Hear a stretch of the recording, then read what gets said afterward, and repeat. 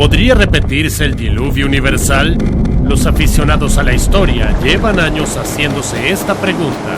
Las inundaciones globales no se mencionan solo en la Biblia, sino también en los mitos de muchas civilizaciones, por lo que es probable que todas describan el mismo cataclismo. Sin embargo, las leyendas cuentan que durante la catástrofe el agua cubrió toda la Tierra, incluidos los picos más altos de las montañas. Pero las evaluaciones de los científicos muestran que para que ocurra tal desastre, la Tierra tendría que ser inundada por al menos 2 océanos globales más. ¿Significa esto que los antiguos exageraron la escala de la inundación y podemos relajarnos? No tan rápido.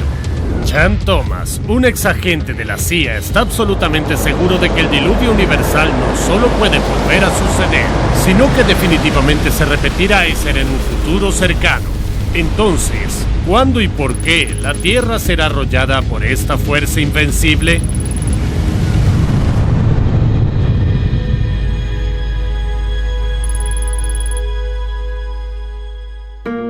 ¿Por qué algunas personas están tan seguras de que algo como una inundación global alguna vez ocurrió? Obviamente, el hecho de que diferentes naciones que nunca habían interactuado entre sí describieran una inundación global es una prueba bastante convincente. Pero, ¿y si es mera coincidencia? ¿A qué otras fuentes podríamos remitirnos? En la actualidad, nuestra idea de cómo era el mundo en la antigüedad se basa principalmente en los mapas de los navegantes. Los viajeros necesitaban representar todo lo más precisamente posible porque sus vidas dependían literalmente de ello. Sin embargo, algunos de estos dibujos solo plantean nuevas preguntas. Por ejemplo, un mapa de Piri Reis, un navegante otomano creado en 1513, muestra la Antártida, de la que Europa solo se enteraría 300 años después. Más aún, en dicho documento, una parte de la Tierra la conecta con América del Sur. ¿Y dónde está el gigantesco pasaje de Drake que hoy separa los continentes? Está presente en un mapa posterior creado en 1685, pero es realmente diminuto. Aunque las ubicaciones de las otras partes de la Tierra también son bastante relativas. En este caso, los cartógrafos hicieron más hincapié en las corrientes oceánicas, y los comentarios sobre el mapa indican que algunos de ellos habían cambiado su dirección en ese momento, por lo que los viajeros necesitaban una versión actualizada. Un cataclismo acuático a gran escala podría haber cambiado el curso de las corrientes. Además, los científicos tienen otras pruebas más convincentes de que la mayor parte de la Tierra de nuestro planeta estaba sumergida. Este es el geólogo estadounidense J. Harlen Bretz, etiquetado como loco por la comunidad académica durante más de medio siglo. La razón detrás de esto fue que a partir de 1923 publicó una serie de artículos asombrosos sobre el origen de la meseta del Columbia. El investigador prestó atención a las múltiples áreas planas y anchas de la región. Bretz estaba convencido de que la erosión lenta y regular no podía ser la causa detrás de un terreno tan anormal como ese. Probó varias teorías y concluyó que solo una inundación global podría llevar a ello. Sin embargo, la Sociedad Geológica se apresuró a rechazar la teoría de Bretz, llamándola espantosa. Es una declaración bastante emocional para personas que suelen usar expresiones lo más neutrales posible, ¿verdad?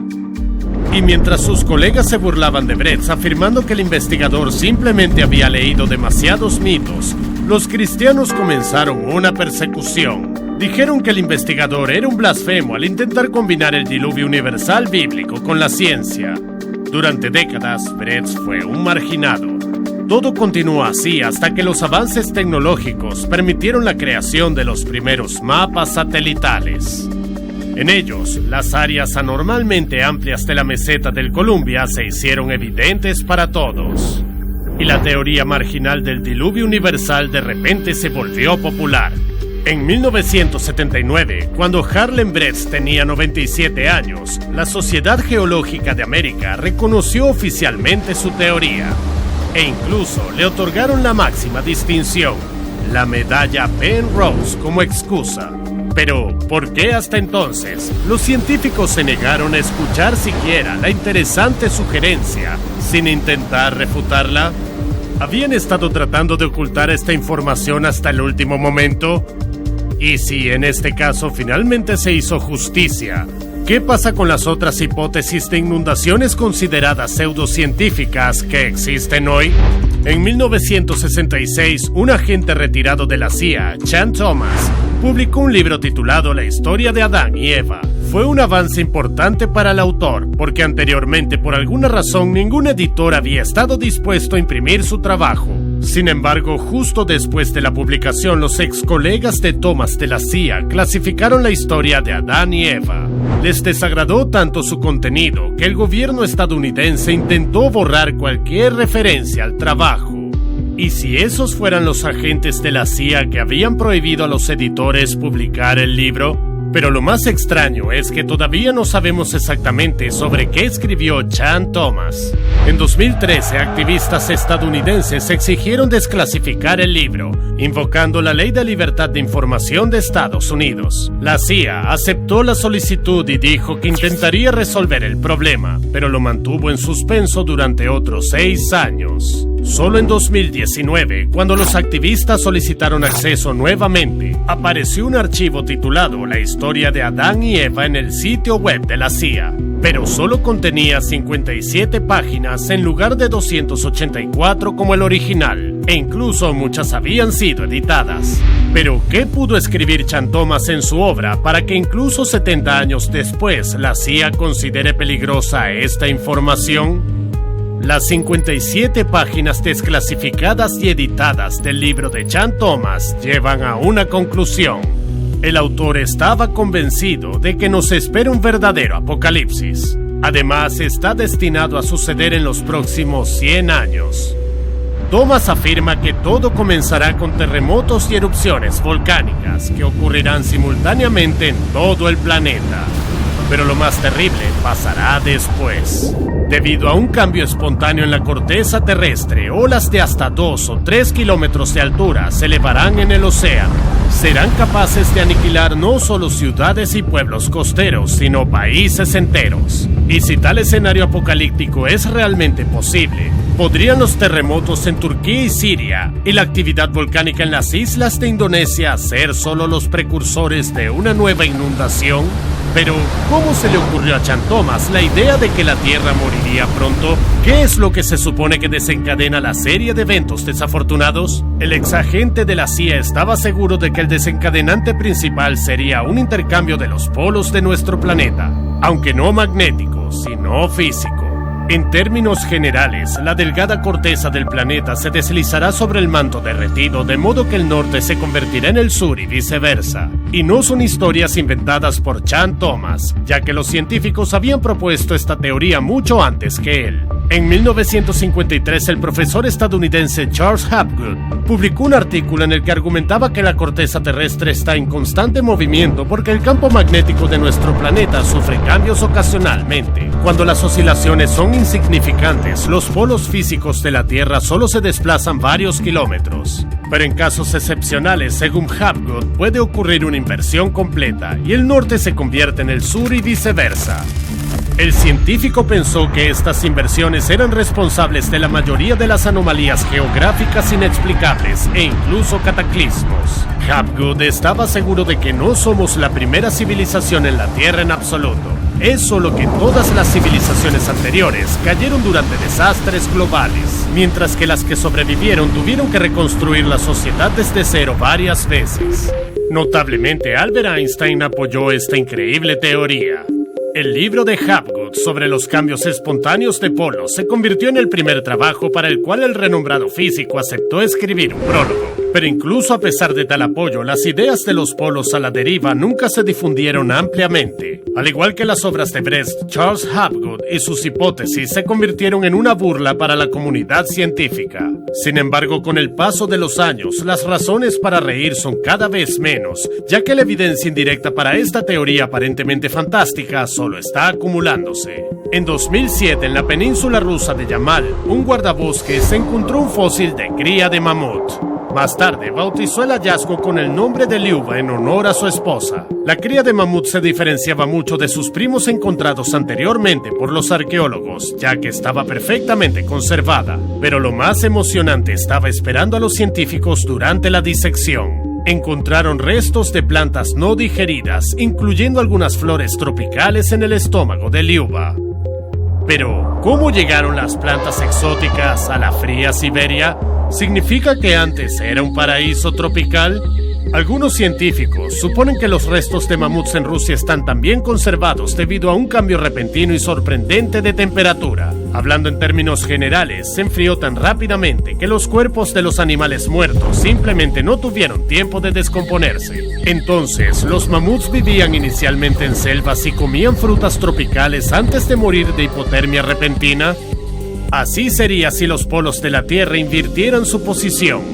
Además, en 1899 el erudito ruso Vasily Dokuchaev asombró a la comunidad académica con su estudio de los suelos del hemisferio norte. El análisis indicó que las capas inferiores en Groenlandia recibían incluso menos luz solar hace milenios que en la actualidad. En otras palabras, en aquel entonces Groenlandia podría haber sido el punto más al norte de nuestro planeta. Puede parecer que la diferencia no es tan grande, pero si mueves un polo de esta manera, las zonas climáticas globales se moverán sustancialmente. Y así, las plantas tropicales podrían florecer en Siberia. Además, esta hipótesis fue recientemente confirmada por hallazgos en un campo aparentemente distante de la geología, la arquitectura. Los antiguos templos y lugares de culto solían construirse teniendo en cuenta la posición del sol en días concretos, como durante los equinoccios de primavera y otoño.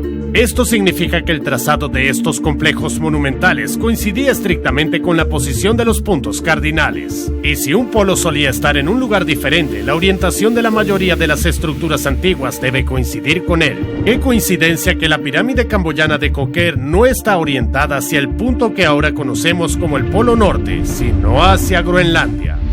Lo mismo ocurre con el templo de Teotihuacán en México y la Catedral de Berlín, así como al menos otras 40 estructuras monumentales de todo el mundo. Al parecer, desde la época en que se construyeron estos templos, el polo ha cambiado ligeramente de posición. Pero, ¿qué subyace realmente en este mecanismo de catástrofe planetaria? Desde una perspectiva científica, ¿cómo pueden algunas oscilaciones magnéticas causar un intercambio del norte y sur físicos? Esto es un trompo tippy-top y se caracteriza por tener el centro de gravedad desplazado. En algún momento después de girar, el trompo se voltea, pero sigue girando sobre su tallo. Básicamente, el norte y el sur se invierten. ¿Pero por qué? Durante muchos años, los científicos pensaron que el efecto se debía a la fricción. Sin embargo, ninguno de ellos pudo calcular con precisión el modelo basado en esta hipótesis. La respuesta correcta se encontró en 1985 por pura casualidad. A bordo de una nave espacial Soyuz, el cosmonauta soviético Vladimir Shadnivenkov prestó atención a una peculiaridad extraña. Por regla general, en gravedad cero no necesitaba aplicar fuerza para quitar una tuerca de mariposa de un cable para empacar unas cosas. El astronauta simplemente la tocó con el dedo y luego atrapó la tuerca flotando lentamente. Pero ese día, Shadnivenkov no la atrapó. Para su asombro, después de haber recorrido cierta distancia, la tuerca giró repentinamente alrededor de su eje y luego, todavía girando, siguió flotando a lo largo de su trayectoria. Después de un tiempo, volvió a su posición original sin dejar de moverse. Shadnivenkov no podía creer lo que veían sus ojos. Luego, el cosmonauta lanzó de manera similar otros objetos y todos hicieron lo mismo. Los científicos comenzaron de inmediato a estudiar el fenómeno y llegaron a la conclusión de que al girar en gravedad cero, las cosas ligeramente asimétricas pueden voltearse después de periodos particulares, haciéndolo exactamente 180 grados. Cabe destacar que después de tal vuelco, siguen girando en la misma dirección. Resulta que el cuerpo sigue girando en el mismo eje en relación con el mundo exterior, pero sus polos se intercambian. Los investigadores descubrieron que lo mismo sucede con los objetos cuyo centro de gravedad está desplazado al menos ligeramente, es decir, prácticamente cualquier tipo de cuerpo. El tippy-top se invierte en su tallo impulsado por el efecto Shadnivenkov. Pero, ¿puede ocurrir algo similar a una escala más global? Al igual que cualquier otro cuerpo celeste, nuestro planeta no es una esfera geométrica perfecta con masa distribuida uniformemente, y es suficiente para que se invierta un día, al igual que lo hizo la tuerca mariposa. ¿Podría el diluvio universal ser una consecuencia de ello? Probablemente escribirás que el cambio de polo no pasaría desapercibido. Pero ¿qué pasaría si no fue todo nuestro planeta el que se volcó, sino solo el núcleo dentro de él? Después de todo, el campo magnético y sus alteraciones, mencionadas por diferentes investigadores, son creados principalmente por los flujos de hierro líquido dentro del núcleo. Recientemente, en enero de 2023, empleados de la Universidad de Pekín publicaron un artículo en el que argumentan que el núcleo de la Tierra dejó de girar en relación con sus otras capas en 2009 y pronto comenzará a girar en reversa. El hecho en sí parece absurdo, pero si el núcleo realmente se mueve según el efecto Shangnivenkov, todo encaja. Pero sea lo que sea que ocurra en el interior, en el exterior nuestro planeta tiene 1.500 millones de kilómetros cúbicos de agua en su superficie. ¿Qué pasará con ella si la Tierra se voltea? Lo mismo que pasó hace miles de años. Después de la voltereta, la parte sólida del planeta comenzará a moverse según los nuevos polos magnéticos. Pero el agua en el océano no tiene conexión sólida con la superficie, por lo que intentará preservar su antigua dirección por inercia. Esto significa que todos los océanos, mares y lagos en la superficie de la Tierra comenzarán a moverse con aceleración en relación con la superficie sólida. Tsunamis masivos golpearán la mayoría de las áreas terrestres, y las corrientes de agua serán tan fuertes que podrán arrastrar islas e istmos enteros. Parece que esto es lo que sucedió durante el diluvio universal. Además, tenemos evidencia indirecta: diferencias en el ancho del paso Drake. Los científicos calcularon que en caso de un cambio de polo, el agua habría encontrado una ruta entre la Antártida y Sudamérica. Entonces, ¿no es un error que estos continentes estén unidos en los mapas antiguos? ¿Fue un desastre global lo que alteró nuestra geografía? Pero incluso si admitimos que la superficie de la Tierra sufrió un cambio drástico una vez, ¿qué debemos esperar a continuación? ¿Cuándo ocurrirán nuevos desastres que inunden nuestro planeta? Para descubrirlo, debemos observar lo que está sucediendo actualmente con el campo magnético. El doctor Nicolas Taubeny del Centro Europeo de Investigación y Enseñanza de Geociencias Ambientales en Francia ha estado tratando de responder esta pregunta durante años. Descubrió que para que sea posible un cambio de polo, el campo magnético de nuestro planeta debe debilitarse aproximadamente 90%. Pero en los últimos 3.000 años, el campo magnético de la Tierra ya ha perdido más de 30% de su intensidad. Y esta tendencia solo está aumentando. Incluso hoy en día, hay un área normal en nuestro planeta que puede ser un precursor del desastre. Se trata de la anomalía del Atlántico Sur, donde el campo magnético de la Tierra es al menos 3 veces inferior al de otras regiones. El profesor Chris Finlay de la Universidad Técnica de Dinamarca dirige desde hace años el programa de estudio de este fenómeno. Sin embargo, en una entrevista, confesó que los científicos todavía no tienen idea de qué podría causar tal debilitamiento. Lo único que los expertos pueden afirmar con certeza es que la anomalía solo continúa intensificándose y extendiéndose, y no parece que vaya a detenerse pronto. ¿Significa esto que presenciaremos un cambio de polo y el subsiguiente segundo diluvio universal en un futuro cercano? ¿Cómo podremos salvarnos? La buena noticia es que, dado el desarrollo tecnológico actual, la humanidad puede manejar un cataclismo similar con bajas mínimas, especialmente si actuamos de manera cohesiva y nos preparamos adecuadamente. La mala noticia es que no deberíamos temer tanto al diluvio como a las anomalías que ocurrirán en la Tierra junto con él. Estas tortugas bobas se orientan en el espacio utilizando la fuerza y la orientación del campo magnético.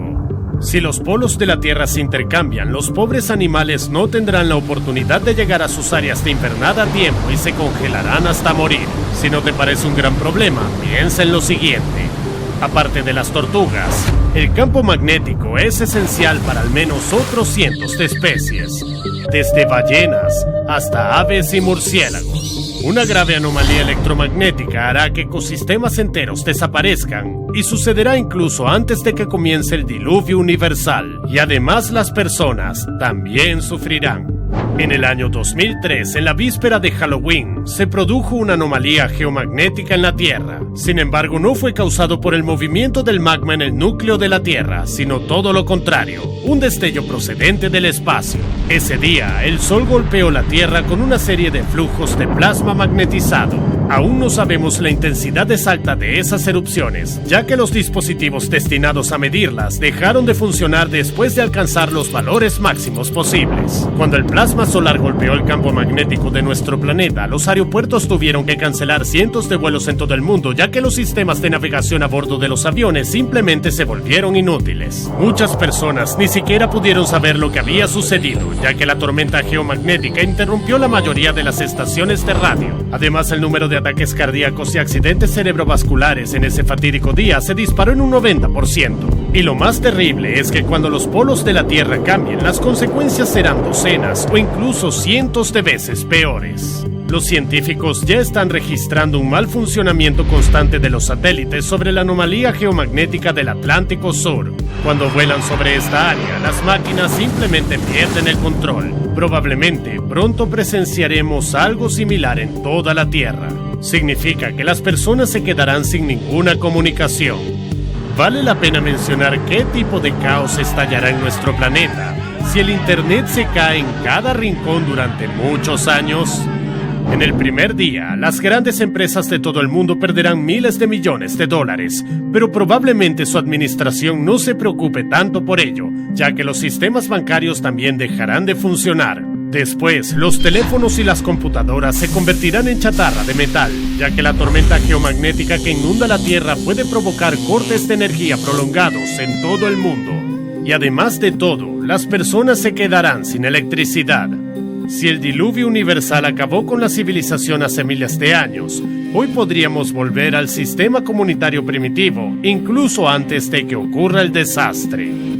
Para que esto suceda, basta con quitarnos la electricidad y las comunicaciones. Pero mientras tratamos de desentrañar los misterios de las anomalías geomagnéticas, están ocurriendo miles de otros procesos igualmente preocupantes en la Tierra. Hace 450 millones de años, nuestro planeta enfrentó una extinción masiva causada por una caída drástica en el nivel de oxígeno.